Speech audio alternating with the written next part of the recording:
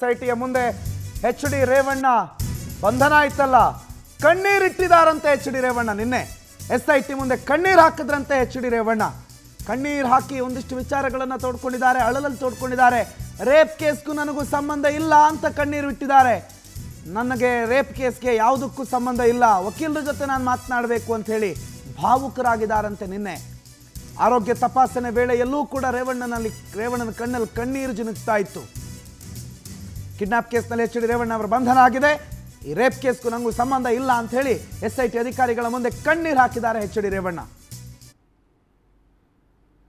HD Revanna rape ಕೇಸ್ಗೂ ನನಗೂ ಸಂಬಂಧ ಇಲ್ಲ, ಕಿಡ್ನಾಪ್ ಮಾಡಿರೋ ವಿಚಾರದಲ್ಲಿ ಅವ್ರನ್ನ ಅರೆಸ್ಟ್ ಮಾಡಿದ್ದಾರೆ, ಆದರೆ ಕಿಡ್ನಾಪ್ ಅವರೇ ಮಾಡಿಸಿದ್ದು ಅನ್ನೋದು SITಯ ಮುಂದೆ ಆ ಸಂತ್ರಸ್ತ ಹೇಳಿಕೆಯನ್ನು ಕೊಟ್ಟರು. ಆದರೆ ರೇಪ್ ಕೇಸ್ಗೂ ನನಗೂ ಏನೂ ಸಂಬಂಧ ಇಲ್ಲ, ನಾನು ರೇಪ್ ಕೇಸ್ನಲ್ಲಿ ಇನ್ವಾಲ್ವ್ ಇಲ್ಲ ಅಂತ ಹೇಳಿ ಕಣ್ಣೀರು ಹಾಕಿದ್ದಾರೆ.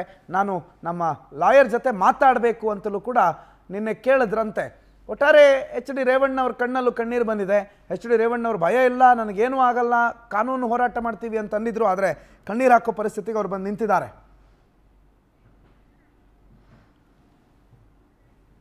ಸರ್, ಈ ಕಣ್ಣೀರುಗಳನ್ನ ನೀವು ಭಾಳಷ್ಟು ನೋಡಿರ್ತೀರಿ ಸರ್. ಈ ಅರೆಸ್ಟ್ ಆಗಿರೋ ಸಂದರ್ಭದಲ್ಲಿ ಕಣ್ಣೀರು ಹಾಕೋದು ಅಥವಾ ನನ್ನ ಸಂಬಂಧ ಇಲ್ಲ ಅಂತ ಹೇಳಿರೋದನ್ನು ಕೂಡ ನೀವು ನೋಡಿರಬಹುದು. ಈಗ HD ರೇವಣ್ಣ ಅವ್ರು ಕಣ್ಣೀರು ಹಾಕಿದ್ದಾರೆ, ಅದಕ್ಕೇನು ವ್ಯಾಲ್ಯೂ ಸಿಗುತ್ತಾ ಈ SIT ತನಿಖೆ ಮುಂದೆ? ಅವ್ರು ಕಣ್ಣೀರು ಹಾಕಿದ್ರು ಅನ್ನೋ ಕಾರಣಕ್ಕೆ ಏನಾದರೂ ಸ್ವಲ್ಪ ಫ್ರೀ ಆಗೋ ಏನಾದರೂ ಆಗುತ್ತಾ? ಮೊದಲನೇದು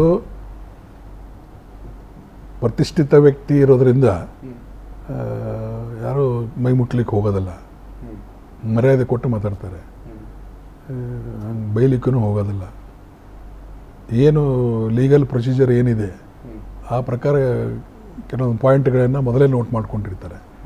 ಎಷ್ಟು ಪ್ರಶ್ನೆಗಳನ್ನ ಕೇಳಬೇಕು ಅನ್ನೋದು 1 2 3 ಹೀಗೆ ಒಂದೊಂದೇ ಪ್ರಶ್ನೆಗಳನ್ನು ಕೇಳ್ತಾ ಹೋಗಿ ಅದನ್ನು ರಿಕಾರ್ಡ್ ಮಾಡ್ಕೊತಿರ್ತಾರೆ. ಆ ಮಾಡೋದೆಲ್ಲ ವಿಡಿಯೋ ರಿಕಾರ್ಡು ಮಾಡ್ತಾರೆ.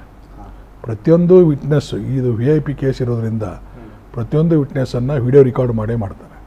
ಪ್ರತಿಯೊಂದು ವಿಟ್ನೆಸ್, ಯಾವುದೋ ಆರೋಪಿನೇ ಇರಲಿ, ಐ ವಿಟ್ನೆಸ್ ಇರಲಿ, ಸಂತ್ರಸ್ತೆ ಇರಲಿ, ಯಾವುದೇ ಎವಿಡೆನ್ಸ್ ಇದ್ರೂ ಅದನ್ನು ವಿಡಿಯೋ ಮಾಡಿಯೇ ಮಾಡ್ತಾರೆ. ಇವನು ಪಂಚನಾಮವೂ ಸದಾ ವಿಡಿಯೋ ಮಾಡ್ತಾರೆ. ಸಹಿ ಮಾಡೋದು, ಪಂಚರ ಸಮಕ್ಷಮ ಸಹಿ ಮಾಡೋದು ವಿಡಿಯೋ ಮಾಡ್ತಾರೆ. ಸೊ ಪ್ರತಿಯೊಂದನ್ನು ಟ್ರಾನ್ಸ್ಪರೆಂಟ್ ಇನ್ವೆಸ್ಟಿಗೇಷನ್ ಇರ್ತದೆ. ಸೊ ಬೇರೆ ನಾವು ಆರ್ಡಿನರಿ ಆರೋಪಿಗಳಿಗೆ ಮಾಡ್ದಂಗೆ ಹೊಡೆದು ಬಡ್ದು ಮಾಡಿ ಇದು ಮಾಡಲಿಕ್ಕೆ ಹೋಗೋದಲ್ಲ. ಆ ಚಾನ್ಸಸ್ ಇರೋದೇ ಇಲ್ಲ ಇಲ್ಲಿ.